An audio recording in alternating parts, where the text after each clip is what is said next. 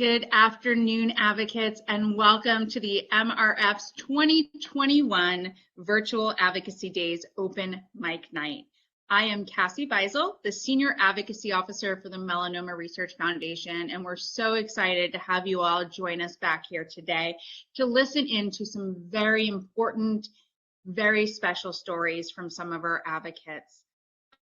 This is I can tell is going to be one of my favorite sessions because I myself am a 3-time cancer survivor, one of those being advanced melanoma in 2011, where there was very minimal treatments. I believe there's about 2 treatments available, and now we're at 16.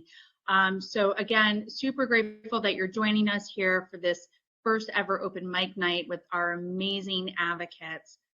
So we're going to have a total of about 4 to 5 advocates here that are going to share their stories according to their life and how melanoma has impacted them. First up, I would love and I'm very excited to introduce some very powerful and amazing advocates all the way from California, Kara and Wes Schertz. Wes is a melanoma survivor, and Kara has done an amazing job as his caregiver over the years. And they're here to share their story with you. Kara, Wes, welcome. Thank you so much, Cassie. It's great to be here. We're fortunate to be returning advocates. We were there in person in Washington last year, and it was one of my favorite trips ever, and just a really powerful experience to be able to be in the Capitol and get to do this in person, but have no doubt that our impact on our legislators this year is just going to be equally powerful. My experience with melanoma started just a few months after my 40th birthday. It was 2016, and fortunately, Kara, my ace here, has been encouraging me to get skin checks since I was in my early 30s when we got married. And a regular skin check at my dermatologist, she ordered a biopsy, and it came back, and that was the first time I heard the word melanoma through a procedure to remove what was just a funky spot on my temple here. It was diagnosed as stage 2 melanoma, and that's really where the adventure began. The surgery was deemed successful, but 18 months later, I discovered a lump in my neck that turned out to be a malignant tumor in a lymph node. So at that point, I was stage 3 and began immunotherapy care through UCLA and our fabulous doctor, Anthony Rivas. He is one of the industry leaders and really a cornerstone of immunotherapy and melanoma treatment. But it was under his care I started immunotherapy. And unfortunately, the tumor continued to grow. And at that point in 2018, I entered a clinical trial that was partially sponsored by the MRF. And that's how we started becoming advocates and taking part in MRF events like Miles for Melanoma, and then eventually the Advocacy Days and all that. But the clinical trial I participated in still was not the final answer to getting the cancer out of my body. But again, even more immunotherapy treatments, and we finally found the one that did the trick. It was a TVEC, which is a direct injected, basically a pinpoint chemotherapy that they can inject into tumors if they have access to them. I mean, I was unfortunate that I had a tumor right on my neck that they were able to just treat directly instead of a full body chemo or something that would have put me down even worse. It was not a fun experience, nor were 5 surgeries I've gone through and the years of stress and strain, but the amazing treatments that are out there because of the funding that doctors have been able to receive through not only the MRF, but other organizations and legislative spending like what we're advocating for, really does make a difference. And my stage 3 non-responsive tumor was brought under control through a drug that had only been approved for people in my situation a number of weeks or a couple of months before it was given to me. And that was almost 18 months ago. I'm in complete remission. I feel fantastic. I'm able to not only enjoy my normal life, but it's open doors to things like this and experiences to be able to go out there and help other people and try to get this this deadly disease under control once and for all. So we are really thankful to the MRF and thankful to all the people out there that are listening now and out there to show their support for the melanoma community. Be yourself a patient, a survivor, a family member, a caregiver, whatever it is, your efforts out there in the world do make a big difference, and you are making an impact through events like this. And we just really want to thank everyone for being here, and hope everyone has as special a time as we've had. I think when Wes got his diagnosis, this journey's been a long journey, but it became the most important thing in our world. And we are lucky enough to have an amazing supportive village family. And one of the things when we were getting ready for this, Cassie and team asked, gave us some things to think about. And it's like, how did it change our world? What do we do? And I'm a very independent person, good at multitasking, lots of balls in the air, but we learned to say yes to help. And super important, little things. Yes, you can drop off a meal. Yes, you can pick up the kids. I think that was super important. And one of our mottos became, this isn't a secret, this is our life. So just by sharing our story and helping one person was worth it. And I understand now, being on the other side of it, when someone was diagnosed, you don't know what to say. And you don't want to say the wrong thing. But what I share with my friends is there's no right thing to say. And just you reaching out and checking in, even though the answer might be scary, it's really helpful just to reach out and check in. And no one's going to say a wrong thing. It's just really appreciated when you do hear from people. The other thing is we kind of found our why. And like Wes said, your voice does matter. We have an 8 and a 10-year-old, and they know what's going on. It's really important for them not to be scared about it. This is our life. What's our plan? They know about all of Daddy's appointments. Before COVID, I was able to go to every appointment because of the support of our village, especially my mom, who I know is on this call and is a great advocate with us. We actually made our appointments little dates before COVID. So we'd take a longer time. We'd go down to UCLA and go out to a nice lunch, enjoy a beer, take a nice walk. We really enjoyed the time together that we wouldn't have had without this. So you really just have to make the best of the situation. This is the situation. And so what can we do with this and make it a positive space? So this advocacy, the first time I connected with the MRF, I remember walking into the Miles for Melanoma at Universal Studios. And it was the first time that I think we felt a sense of community and support. And I really looked around and were like, these people all understand. They understand what we're going through. I understand what they're going through. It was the first time where you were just surrounded by that community. So we definitely embraced that and want to continue on trying to help others and make a difference with our voice and our story. One other thing I would just say, pieces of advice that I give people now: don't be afraid to get a second and third and fourth opinion. I remember Wes said we really liked our surgeon, And it was kind of like, well, I don't want to hurt his feelings asking somebody else. You are, I see Kristen smiling. You are your own advocate. If you're a caregiver, you are the voice for your partner. So second, third, fourth opinions are great and important. And just to add on to that, it's not like the opinions were any different. The opinion was, you're doing the right thing, they're recommending the right thing.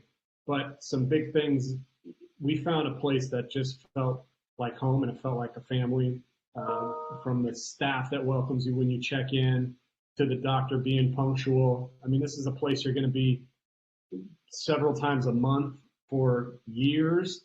It should be comfortable. It should be easy. You should feel like they have your back all the time, and keep searching until you find that fit, because it's out there. And I'm sure I would have gotten the same care with another doctor, but all the other factors that go into just making us feel that sense of peace and security was the big difference. And we want to be respectful of the other speakers' times and stories. So thank you for giving us this platform.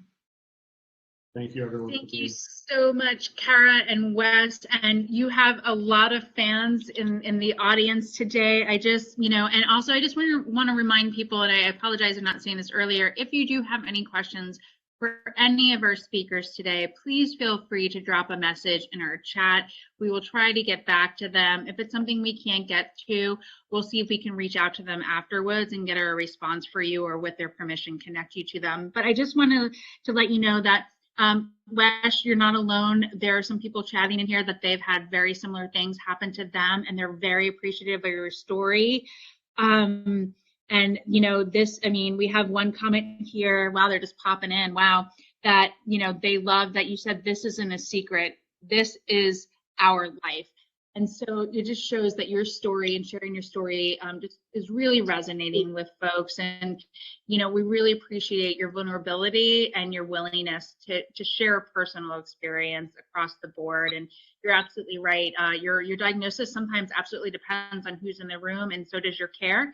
And not advocacy just doesn't happen in the halls of Congress. Advocacy happens every day from the date of diagnosis till through the rest of your life, depending on what you're dealing with. So thank you so much both for sharing your story and for those words of wisdom. It definitely did not fall on deaf ears, so appreciate that. But I know you have meetings to run to as well. So thank you for lending your voice for that, and good luck in your meetings today. Let's see. All right, next we have Patty Pogle is online with us, and Patty is a caregiver to her daughter Grace, who was diagnosed with melanoma a few years back. And Patty is here to share her story as a caregiver. And again, if you have any questions for Patty, please put them in the chat. We'll try to get to them if we can. But I'd like now to introduce Patty, who is with us from Ohio. Patty, welcome. Hi, can you guys hear me? Yes. Hello? Okay. I'm just making sure. I'm having some technical issues over here.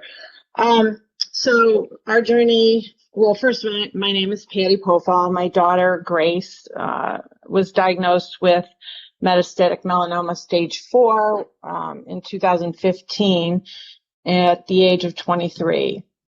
And her initial diagnosis after her biopsy was that she had Hodgkin's lymphoma, which is very common in how she exhibited with her tumor. She had a mass in her chest and, 12 other places. So for us, the first mention of melanoma was at the point when the oncologists, we were waiting for the results, and it came back with, the tissue came back with some pigment, but it didn't necessarily look like melanoma, but they were leaning towards it. So, we sat there waiting, and finally, he told us to head home because they were pushing the lab to get a diagnosis and they couldn't right away. So we did head home, and unfortunately, Gracie started experiencing headaches. That evening, that afternoon, we ended up in the emergency room, and at the same time, my husband was getting a phone call from the oncologist telling him that it was melanoma. And then our family doctor, who's also a friend, came up to the emergency room with myself and Grace and shared the news with us, because she had already called into the emergency room when we went there. So, it was it was mind-numbing at the time, and we were, we knew melanoma was bad, but we didn't know much about it. But both of my husband and I, our jobs are, we do a lot of research. So immediately, we started reading while we were sitting in the hospital, and we were, waiting to have her transported, because then they had done scans and they found tumors and, throughout her body, and she had 5 in her head, and it just, kept morphing into a bigger deal. And so we had to move her down to the Cleveland Clinic, and they happened to have a melanoma specialist there, which was also, I think, for us, luck of the draw. But he just happened, they were starting a program there, and it just worked in our favor. So, that we mourned, the biggest thing for us is, like, you mourn your child's, normalcy when you get a diagnosis like this. And, you just, as a parent, you watch everything, and it's overwhelming at first. As a caregiver, though, we had to, both my husband and I had to, keep it together so that, she could be strong for the fight. And I just, I'm kind of a take charge kind of person, and you can say I'm kind of a natural born caregiver. If you ask my daughters, they would all tell you that. I'm almost probably too much. But I also like to have, my ducks in a row. And initially I, really struggled with Grace's diagnosis, and, because I couldn't control it. And my husband and I, did the best thing that we were good at, and we did a ton of research. And we found out too, when she was in the hospital, that, a month prior, the FDA had just approved combination immunotherapy. So, we knew that might be a game changer for her, because it was saving lives, where, prior to that, there was a 5% survival rate, in her situation. So, we got Gracie, in a stable place. And I started, for myself, I saw, went to see a psychologist, and all I did was cry. And it was so draining that I just couldn't do that anymore. So I just decided, what, I'm going to work on, helping take care of her, and just keep her in a frame of mind so that she could battle. And she had a couple things on her, to-do list that she wanted to do. She was in her last year of college. So we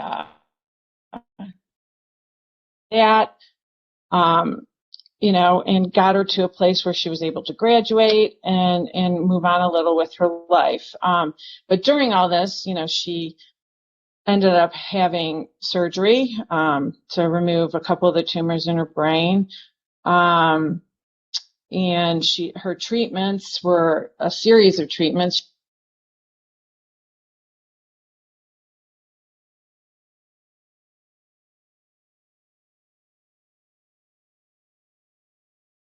Are you still there? I know that you were having some technical difficulties early, but I wanted to just give you, okay. Well, we have lost Patty for now, but that is with technology. I will see if she pops back on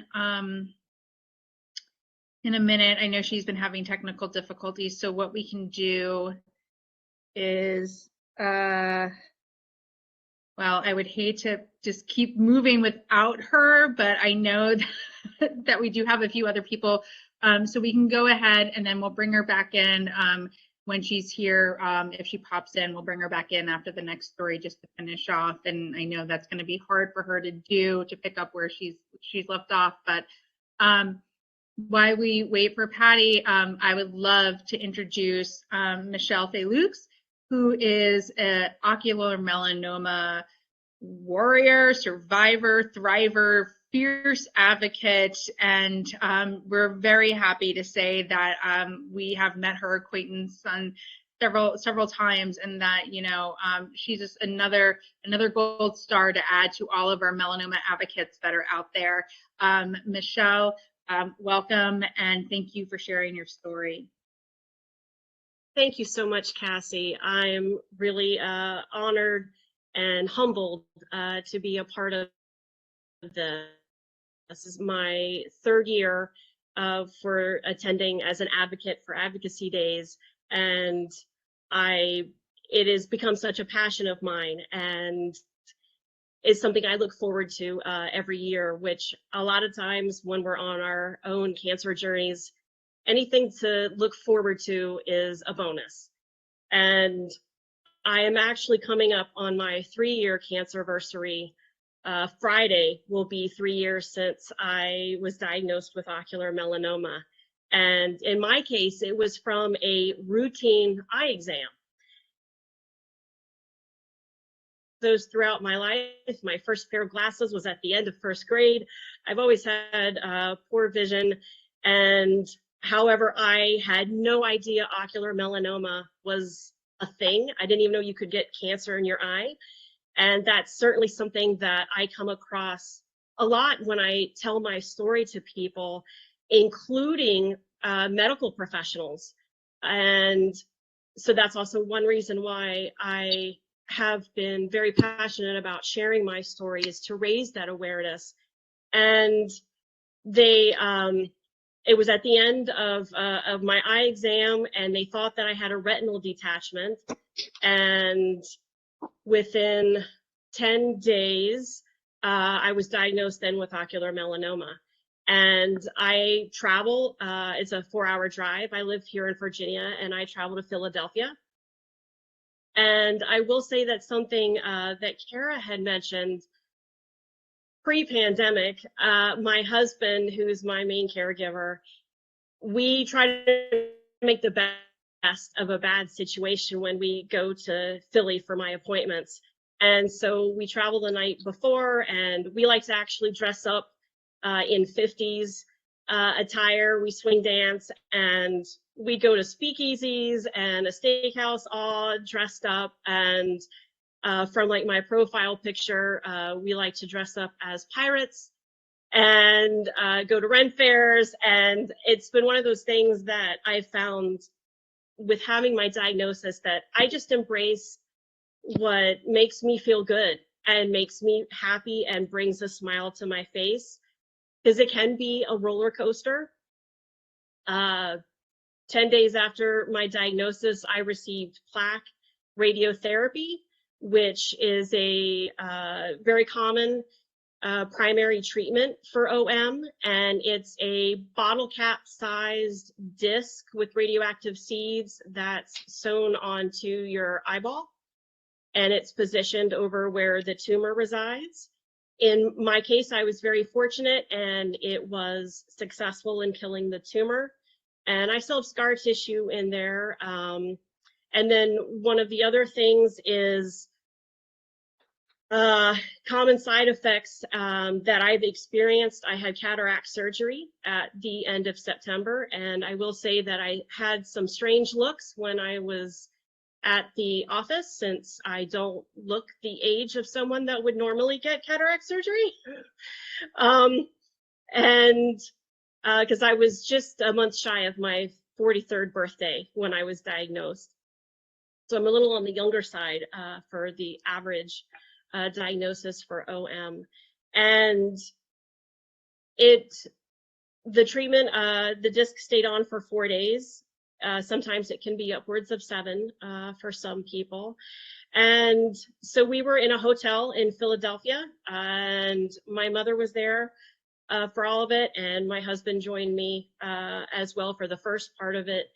And again, we just made the best. I brought little figures. My husband got me little troll dolls.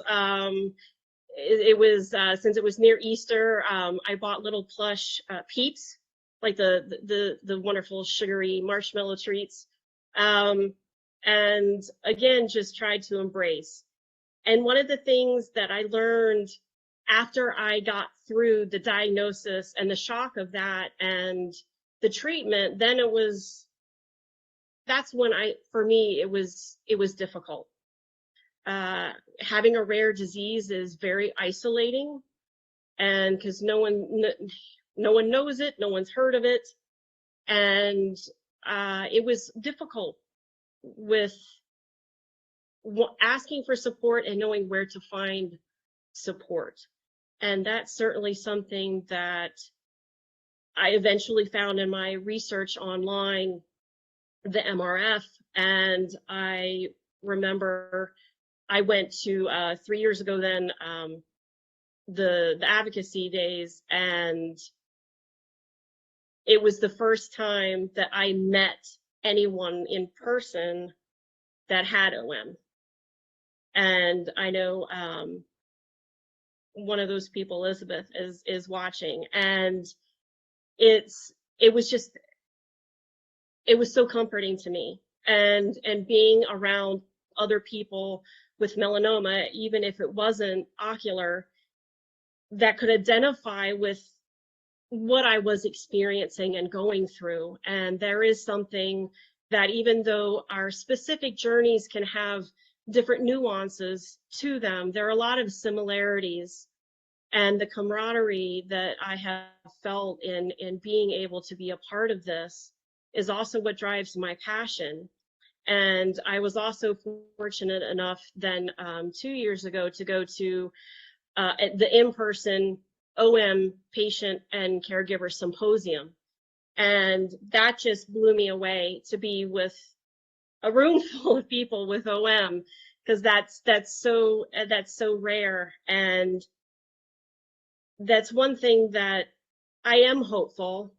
And being also a consumer reviewer for the CDMRP, I was fortunate enough to be able to do that in November for the MRP, and then also for the Rare Cancers program at the beginning of February. I am hopeful, and that's also encouraging me to share my story even more. We do need awareness and research and funds, and we need support. And that's something that I've changed my what I do for a living to help others on a cancer journey.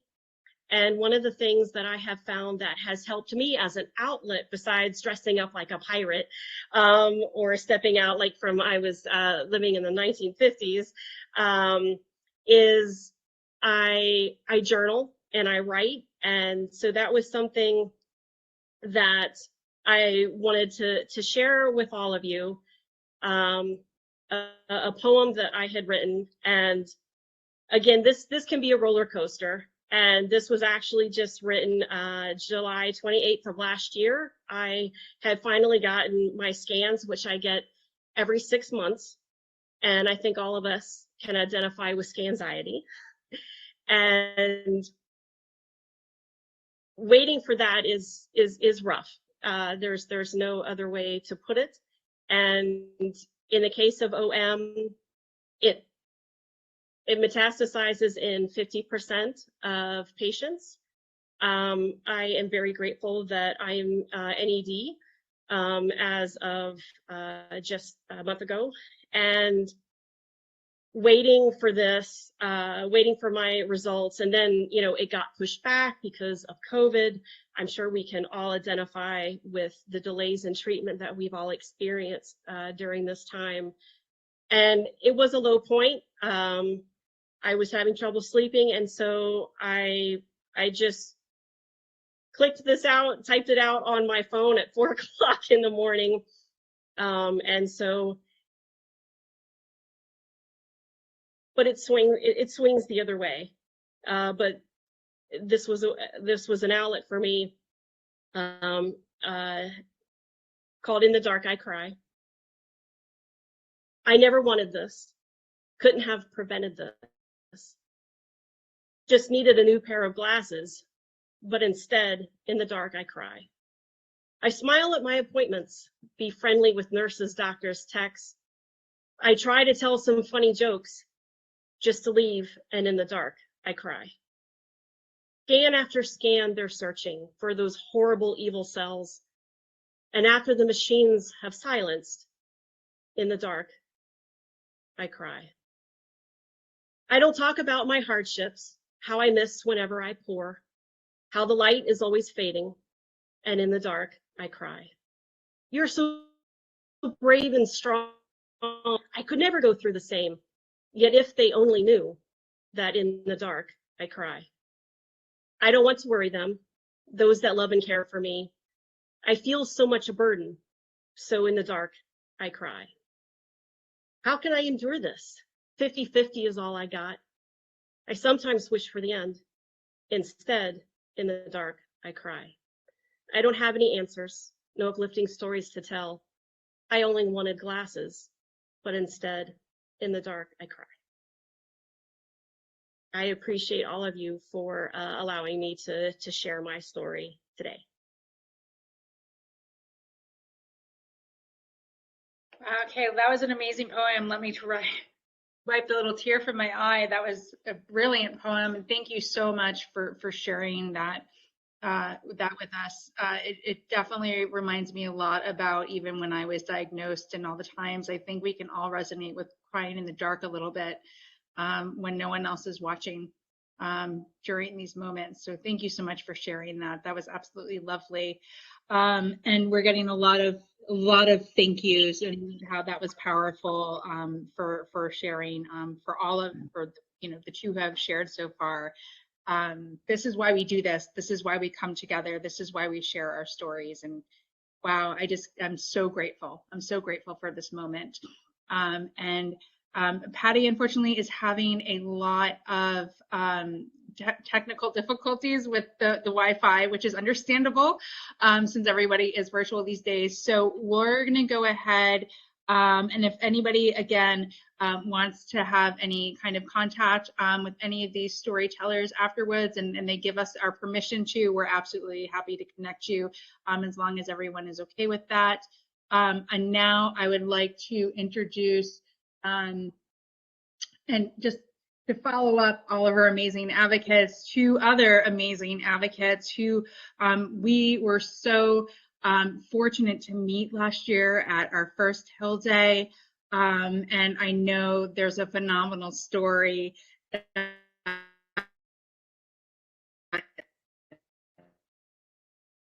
love to welcome our fierce advocate, Richard Slaughter from Pennsylvania, and his amazing daughter, Kristen Slaughter, Starr, to share their story with us as well. Thank you guys so much for joining us. Thanks, Cassie. That's tough to follow, Michelle. I'll try my best. Kristen and I are going to split our time here. We both attended last year in person, and this is terrific to be able to do. Just look forward to doing it again next year. Kristen was responsible for me last year going to MRF. She's been my biggest advocate and very passionate about it, doing research and doctor's appointments and so forth. And along with my wife and my kids, came in from San Francisco and Wisconsin. I'm outside Philadelphia, and of course, Kristen's in DC. I do owe a lot to Kristen for researching this, and I was diagnosed, I guess it was December of 19, and with melanoma. We thought in the beginning it might have been meningioma, which would have probably been the better diagnosis. This was not the one we hoped for. Was a brain tumor. Like Wes, we did get a couple other opinions, which I think is so important. They all concurred on the same treatment plan, which was basically a month of radiation and then followed up by monthly immunotherapy. The first month was first 4 treatments, I guess, was Opdivo and Yervoy, and then they back off to the 1 treatment. So I just finished last month 12 treatments of immunotherapy. My scans are disease-free. My MRIs are disease-free. And at this point, we just go ahead with scans. And as Michelle said, they're never easy, but so far so good. Obviously, it was, new research that found this, and probably 10, 15 years ago would not have been effective.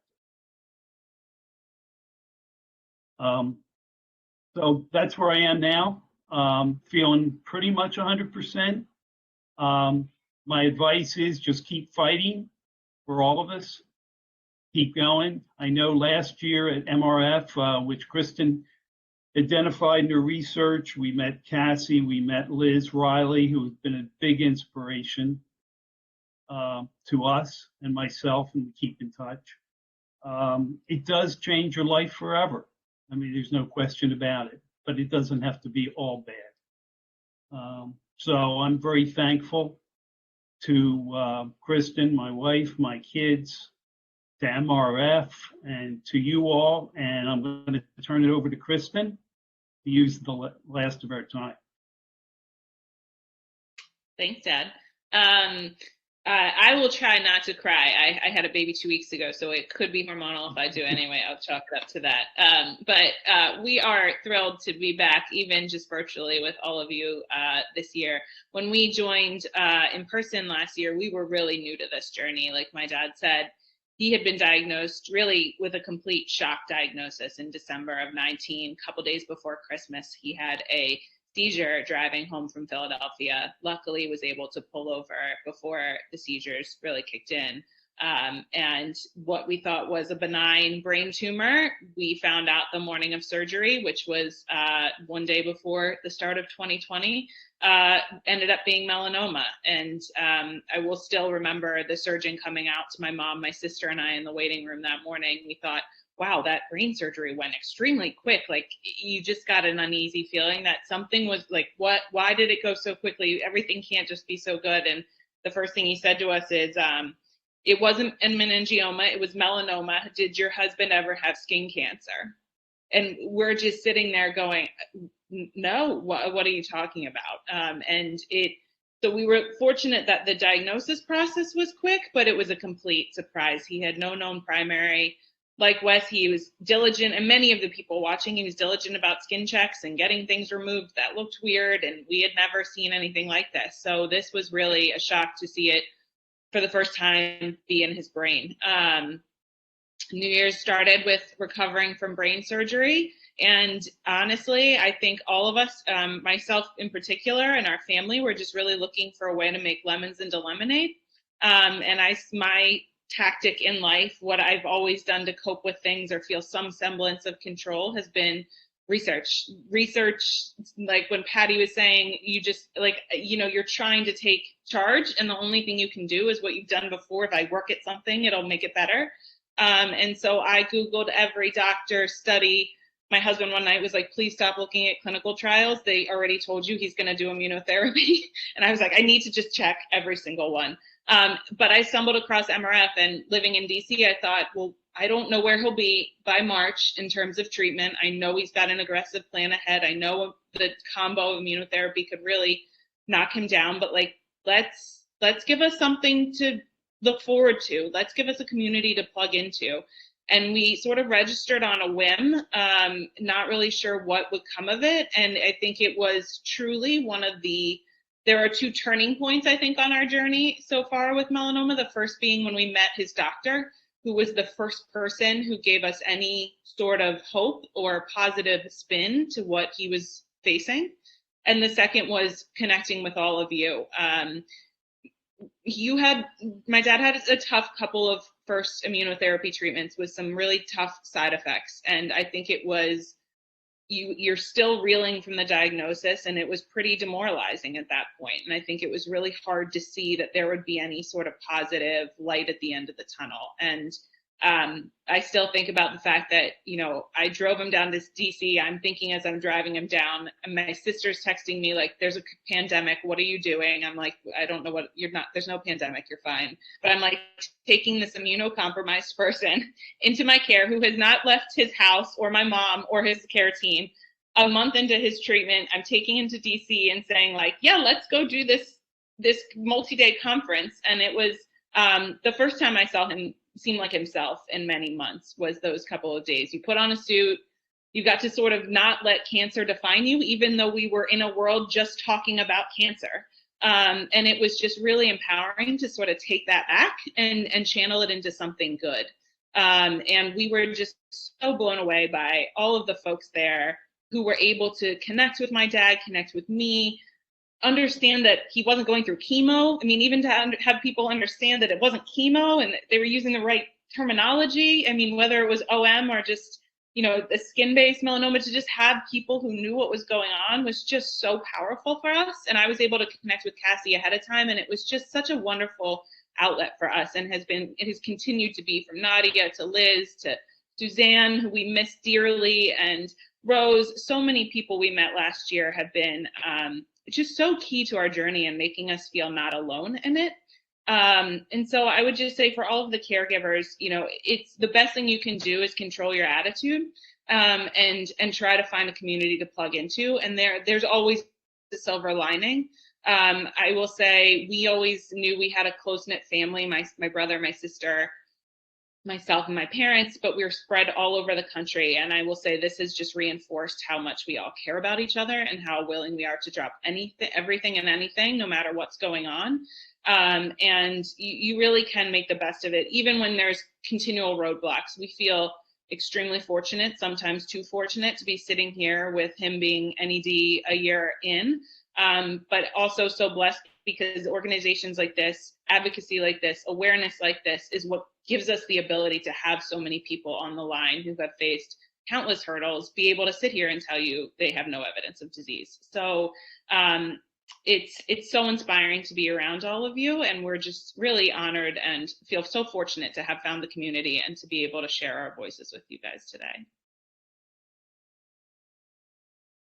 Wow, you guys are all really trying to make me cry. I mean, just amazing. And Kristen, you did not tell me that you actually kidnapped your father to take him to Advocacy Days last year. I did not know that. Yeah, she was very mad because it was very unsafe. And looking back, it really was unsafe, but I didn't know that at the time.